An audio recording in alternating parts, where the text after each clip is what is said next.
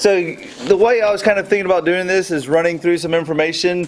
It's actually been a couple of years, I think, since I've had a parent meeting about calendars and stuff, but we just have a lot of big changes going on. And so I just wanted to walk through some of those, just to let everybody be aware. You can look at the calendar yourself if you have any questions about it. Hopefully we'll have some, just raise your hand and interrupt me, or we'll have time at the end and you can ask questions or whatever about the calendar. I just figure, I'm not going to run through it because I figure you can look at it yourself and things like that, because most of it's the same, and I'm just going to talk about the big changes mostly during the summer. And also I attached the Christ Teens information sheets and the TLC information sheet. So I think we're all on the same page, but just in case we aren't, I have a remind group where I send out text messages, usually about one a week. I try not to do too many. I sent out one yesterday about the Bob Arnold Devo. So if you don't get my remind text messages, let me know. I would like to add you to that list. You can unsubscribe from it. It's done through the internet, through a web service. So you can unsubscribe from it if you want to. So you can sign up for it, and then if you don't like it, then you can unsubscribe, and I won't even know. It's not like you have to ask me, TJ, take me off. I don't want to be on this. You don't even have to tell me. So that's what's nice about it. Same with my email. I created a Google group for that reason also, so you could unsubscribe from it or subscribe to it with or without me knowing. But if you don't get my emails, I send out one a week on Tuesdays. If you don't get those, let me know. If you don't check your emails, you should check mine every Tuesday. But if you don't, I just wanted to just real quick. You got the Welcome Center down there where I put out my information sheets, and then the bulletin. I know there's still some parents who don't know that we have a teen section of the bulletin and who doesn't know what's going on. But just, you already get the bulletin when you come in. Just look at the bulletin, and I have, what's going on there. If you just looked at that, just the bulletin, you're going to be, know most of what's going on. So that'll help you a lot. So make sure we're all on the same page with that stuff. So let me tell you just super quickly why I decided to make some of these changes, and then I'll tell you about the changes we made. So I started 9 years ago, and 9 years ago, I'm going by attendance of what we had in class. 9 years ago, our attendance in class on like a Wednesday night would be like 35 teens. Now we have, on a Wednesday night, we'll have 65 to 70 teens. And so we have almost twice as many teens,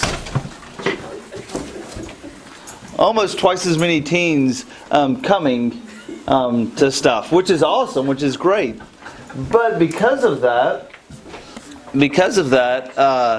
used to, we started out doing the national mission trip, and we would always limit it after a few years, and we all stayed at my parents' house, and we used to take whoever wanted to come, and then things started getting like destroyed and stuff, and so we limited it to 22 teenagers, and for several years that we did that, we had no problem, like, we didn't have any more than 22 who signed up because we made them, do some devotional books and jump through some hoops and kind of weeded out some people. And so, but last year we had to actually turn some people away.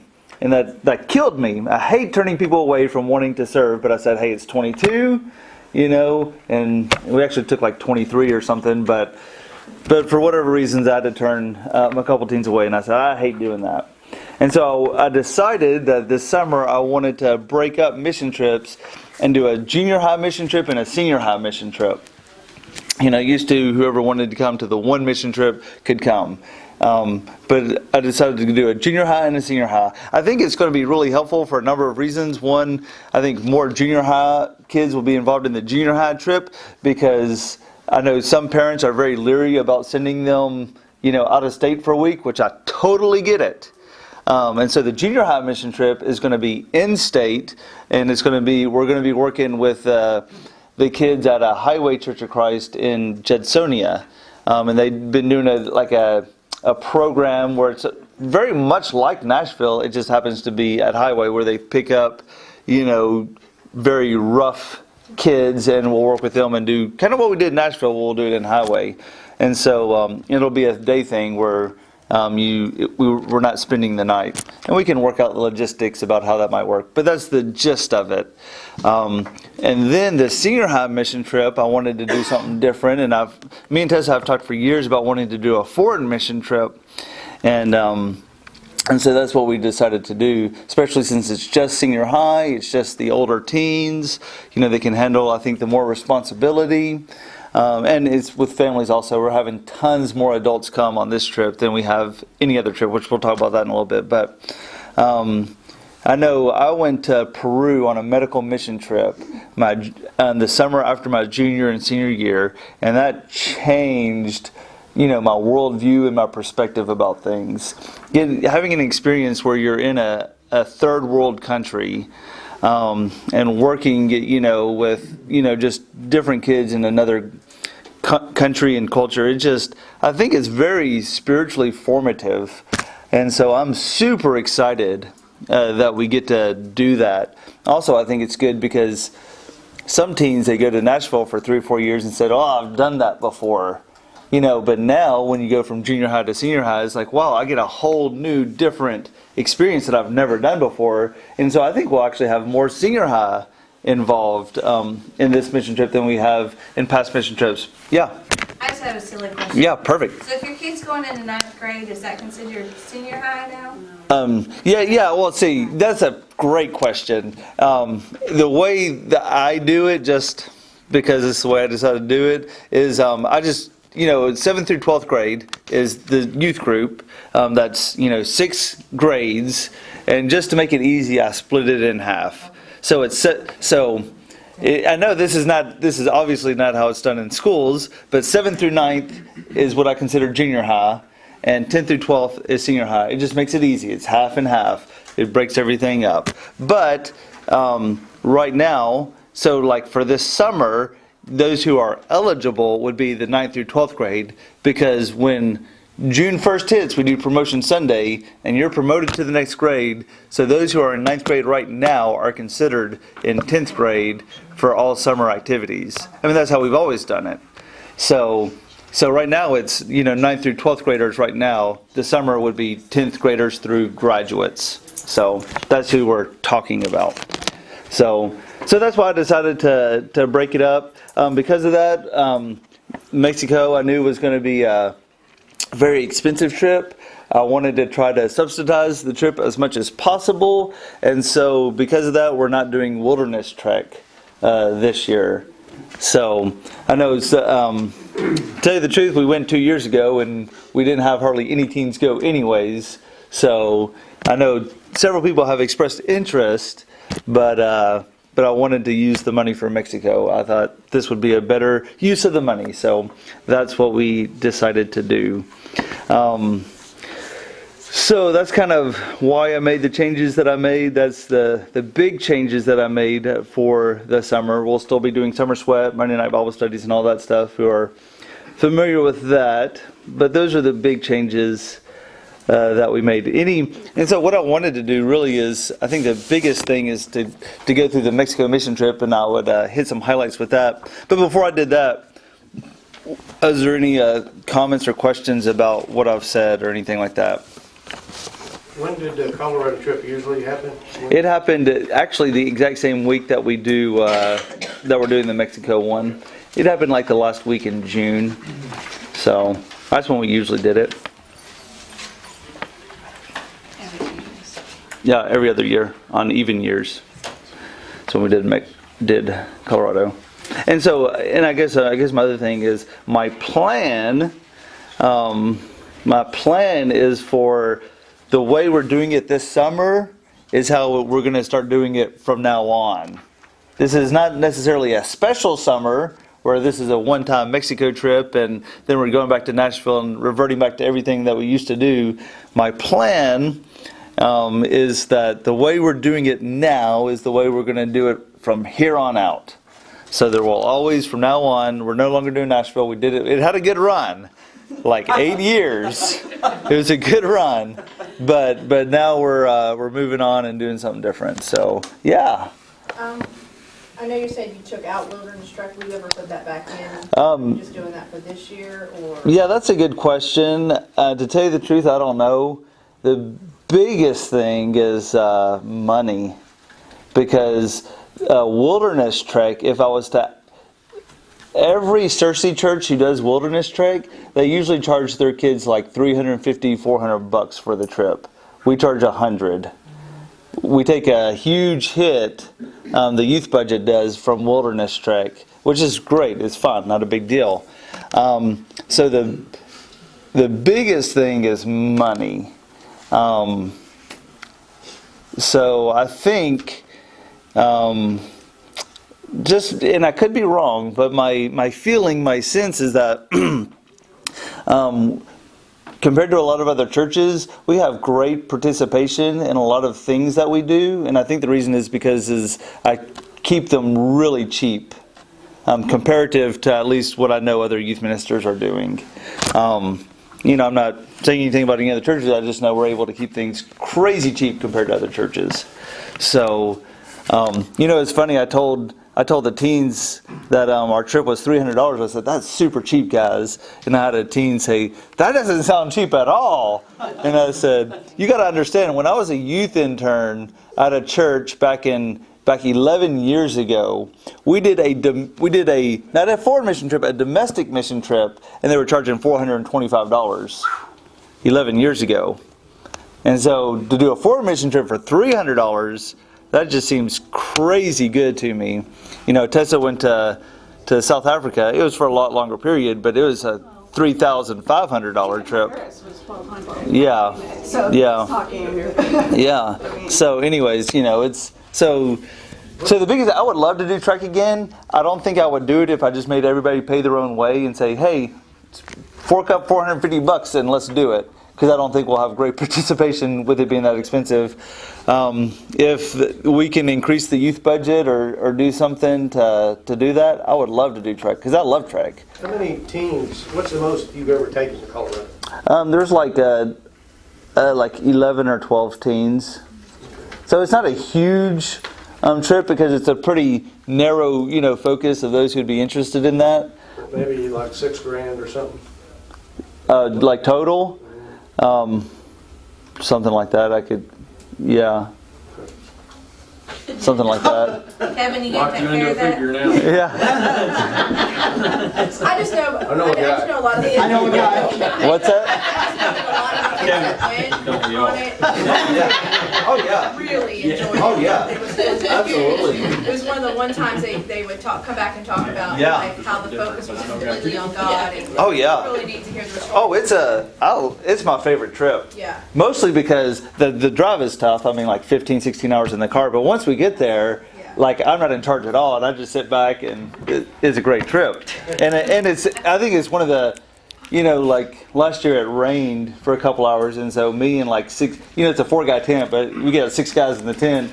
You don't have anything to do for a couple hours yourself. You're not allowed to have electronics, and they don't work anyways because you're out in the middle of nowhere.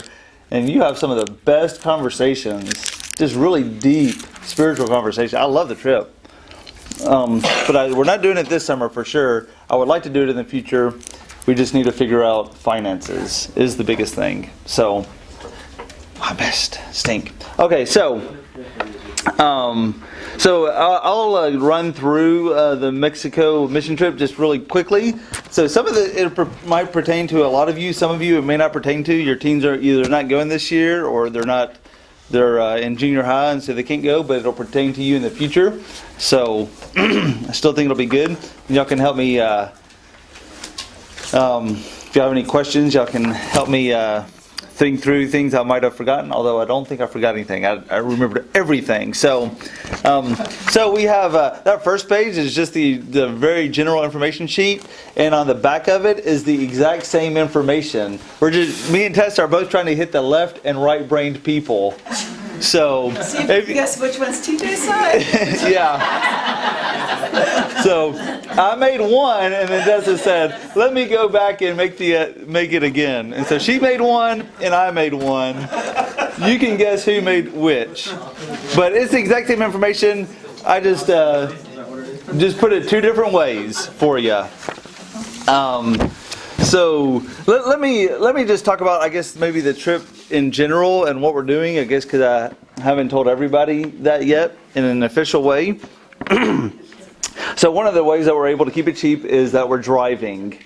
I like the fact that we're driving because also we don't have to worry about any teens getting kicked off a flight because someone wants their seat, or things like that. I think flying is just a huge, a headache. We don't have to worry about it, and it's keeping our cost. It's reducing it by, $500 or something. So I think that's really helpful, actually. And so, in general, the mission trip is we're going to be working with Casa de la Esperanza, which is House of Hope. It's an orphanage in Mexico. What I like about it is that they have groups come all the time. They built up their campus and their facilities to be able to host groups. Harding Academy has been in the past, and they've taken groups down there on numerous occasions. And so this is what this orphanage does. They bring in groups. And because of that, they've been doing this for 20 years. They bring in like 10, 15 groups a year. I mean, a lot of groups. 200-300 groups have gone. They've never had an incident. Wow. I mean, someone might have lost their passport, but no drug cartels are coming in and holding anybody hostage. This is what I'm talking about, So when it comes to, major safety issues, there's never been any, which, gives me a huge sigh of relief. So what we'll be doing on the trip is we'll be working twofold, which I like. We'll be working with the orphanage. We'll be working with the kids. Well, in the morning and early afternoon, we're going to be doing a work project, either at the orphanage or in town. A building, construction. Tessa's going to be taking some people and painting murals. It's just, beautification and, helping facilities either at the orphanage or in town. Then in the later afternoon, we're going to be working with the kids at the orphanage, and we'll be either doing recreational sports with them or doing VBS or games. We'll just, I have some ideas, but in general, the idea is just hanging out with the kids at the orphanage and, encouraging them and uplifting them. He gave me a breakdown of all the bios of every kid. I didn't, but there was maybe 25, 30 kids there, something like that. I didn't count, but a lot of kids from super young, I would say under a year old to 12, 13 years old. So, and there's a good variety and mixture, but a lot of kids. Then we'll just be hanging out and loving on them and hanging out with them. That's the general gist of the trip. Let me talk really quickly about how we're driving. I was super excited about this. Well, the fact that we're driving to El Paso, and Gil Sanchez, the director there, he's going to drive up from the orphanage and meet us in El Paso. He's going to help us cross the border. He does it all the time, so he knows what to do and things like that to cross the border. So we won't have, hopefully, the best we can. We won't have any problems crossing the border. The best we can tell. And then he'll be in his own vehicle, but he'll be escorting us to the orphanage. So it's not like me and Tessa are going to be driving in the front going, was that supposed to be a left or right? Or GPS phone's not working. We don't have to worry about that. We just have to follow the car in front of us. So that should make it a lot easier also. I was super excited about that. When we get there, we'll be staying on the campus. They built a dorm-style housing just for groups who come in and help. Guys and girls be divided and all that stuff. So it's not like we'll be staying, 30 minutes away in some, downtown area. We don't have to worry about that. We'll be staying on the campus. We'll be eating most of our meals on the campus. They get their water from a private water well, and it's clean. They did say that, Chuck talked about this. You have different bacteria in water. It's clean water, but if you had people from Mexico come to the U.S., there might be upset tummies for a couple days. Probably the same thing's going to happen when we go there, there will be a few people who have upset tummies for a few days. So- It's not Montezuma's revenge or anything like that, you know. So, right, exactly. From experience. Yeah. So, you know, I'm sure there will be a little bit of that. That's just part of the cultural experience, you know. So that'll probably happen. But for the most part, you know, they get clean, fresh water. So that's not a big deal. We'll be eating there. So we have control over the food quality and how it's prepared and stuff. So that'll be good. I think, okay, I forgot, kind of lost my train of thought. And I guess the other thing is Gil Sanchez. It's in the packet. I should have numbered these pages because there's so many. But on the second page, the back of the second page, it talks about Gil and Becky, right? Yeah, Becky Sanchez. They have dual citizenship in Mexico and the U.S. And I was just really impressed with their, you know, who they are. He has a PhD in human resource management at Colorado State University. He holds an MA in social science and a double major from University of South Carolina in psychology and education. And Becky, she did childcare for 18 years and has a degree in nursing, and she worked 4 years as a doctor's assistant in the U.S. So, one, they know what they're doing, but also, you know, she has a nursing degree, and so if my goal is to take someone from our group that has a nursing degree with us, or has some type of medical, you know, certification with them to help us out. But if not, Becky, she has a nursing degree, and they have a doctor who works with the orphanage kids, who's willing to, you know, help us out, you know, and be on call for us while we're there. And there's 2 hospitals, one only half a mile away, and one 2 miles away or something like that. So you have, you know, we have doctors and nurses available and on hand. So that makes me feel good too. And hopefully if we'll get a nurse from our group to go with us, I would like that. Not as a medical mission trip, but just for our own safety and things like that. That would be nice. So that's kind of the general gist of the trip. I was going to go and talk a little bit more in detail about some of this stuff that you need to be aware of. But any thoughts, comments, questions about that? What we've talked about so far. Oh yeah, thank you. So one of the things that we're working out is there is the language barrier. They speak Spanish. We speak English. A lot of our teens have taken a couple years of Spanish in school, and that'll be nice. But I wanted to take someone who was fluent in Spanish.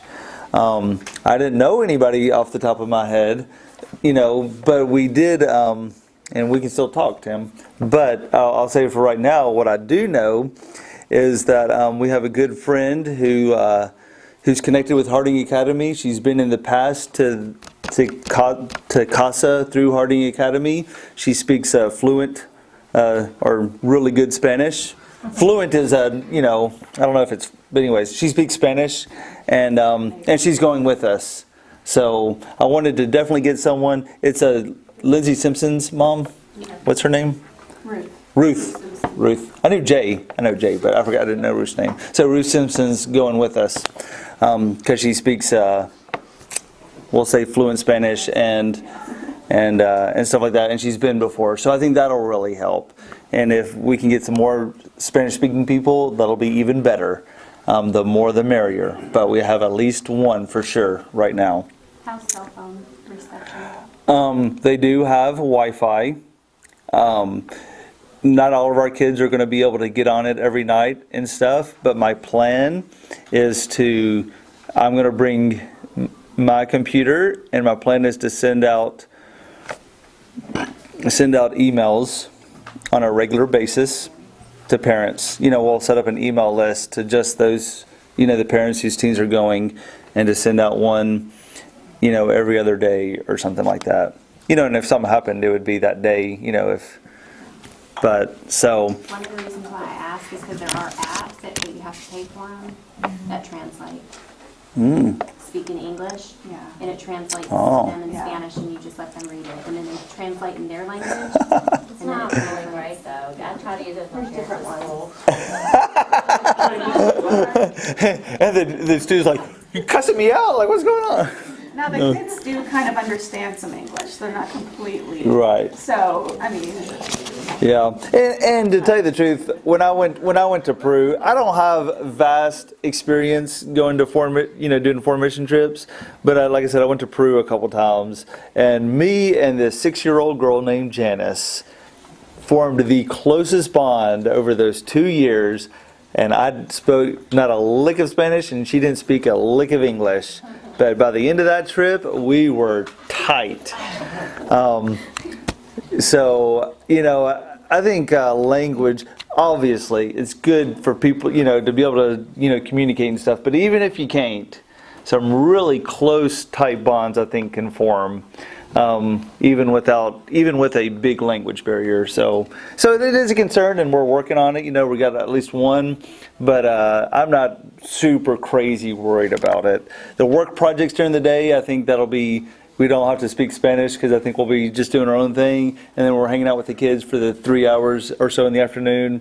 I think we'll be able to figure out, and I'm not, too crazy worried about it. So but yeah, I'm all about if we can figure out some apps and Costa Rica. And yeah. It did pretty good. Yeah, and I'm already, I'm gonna make flashcards of Spanish phrases, and we're gonna do those at the meetings. We're gonna look into like Duolingo or Live Mocha or something, and so we got some things in to help us all make sure at least we know a little bit of Spanish to go over there to have some conversations like "Donde es el baño?" or something like that. So I guess maybe the most important thing is to talk about money. So this is money and passports. That's the next two things. So money is $300. I need a $100 deposit by January 7th. So we have a little bit of time, but it's quickly approaching. And then the other 200 is going to be due March 4th. It's all in here and stuff like that. But so that's how the $300 are going to be paid. And about that, I realized that even though $300 is really cheap for a foreign mission trip, it's still a lot of money. Especially if you have a couple kids going or one or two parents and a kid, it can add up. And so I've talked to Gary about this, and I think the best thing to do is to I have this page right here, and the best way to possibly raise money for your trip would be to write letters of asking for support. This is what like our teens who go to at least Harding or other schools and they go on mission trips, they write letters asking for money for support. Tess says she had to raise $3,500. She worked crazy hard, but she raised all of it, and she raised $3,500, then I think our teams can raise, $300. I feel good about that. And so some of them, they just might say, "Hey, Grandma, for Christmas, give me, instead of buying me money, just give me some, put some money down towards the trip," right? And that's one of the things I'm thinking. Hey, for my birthday, hey, put some money towards the trip. And you can knock out a lot of money just like that. But if you need to, writing a letter to friends, family members, church members, other churches asking for support would be a good way to go. I've included a sample support letter right here. So and you can probably send out the Word document so they can. yeah, I can send out the Word document, but yeah, wouldn't be too hard to type.